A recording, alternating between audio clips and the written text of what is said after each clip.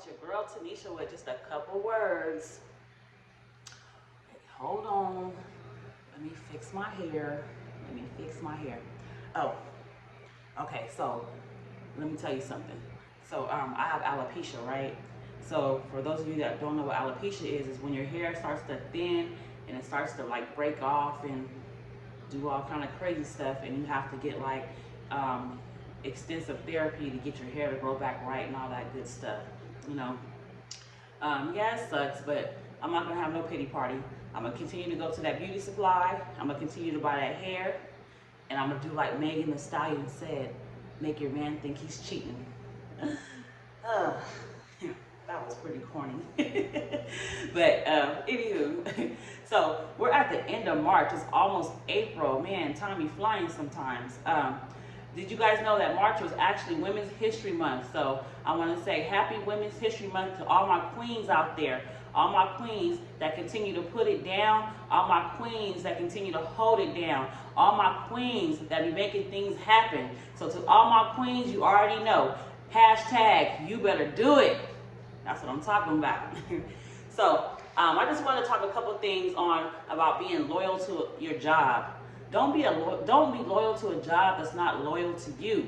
And what I mean or want to say about that, if you have a job and you try to call off and you talk to your supervisor and you try to call off and your supervisor tells you, I'm not going to accept that call off,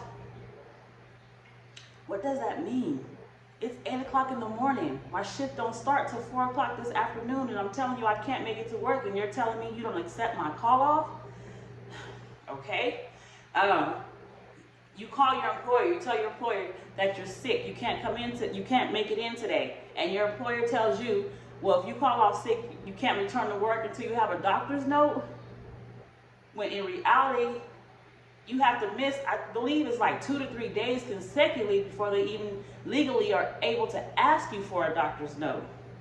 If you call your employer and you tell your employer, I can't come to work because I don't have a babysitter, I'm sick, my child is sick, and they still tell you, I'm not going to accept your call off, and if you don't come to work, you're going to get a write-up?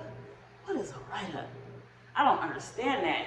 I've seen co-workers come to work sick, come to work with their kids in the car because they didn't have a babysitter because their employer or their supervisor told them that they would not accept their call off. I don't understand that. You guys, pick up your employee handbook. Know your labor laws.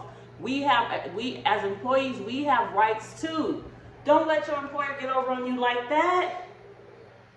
Pick up that book, read that book, know your stuff. You have rights. Don't let them do that to you. Stand up for yourself. Take care of yourself. If you need a day off, you need a day off. And sometimes sickness is not physical all the time. Sometimes you might just need to clear your mental. And if you want to call off, you call your employer and say, hey, I need a day off. As long as it's within the parameter, 2 to 4 hours or whatever it requires. That's why I said read your handbook. Then you're good. You don't even have to tell them a reason why you're calling off. You call them to simply let them know the shift needs to be covered for today. I'm not coming in. That's it. So with that said, hashtag, you better do it.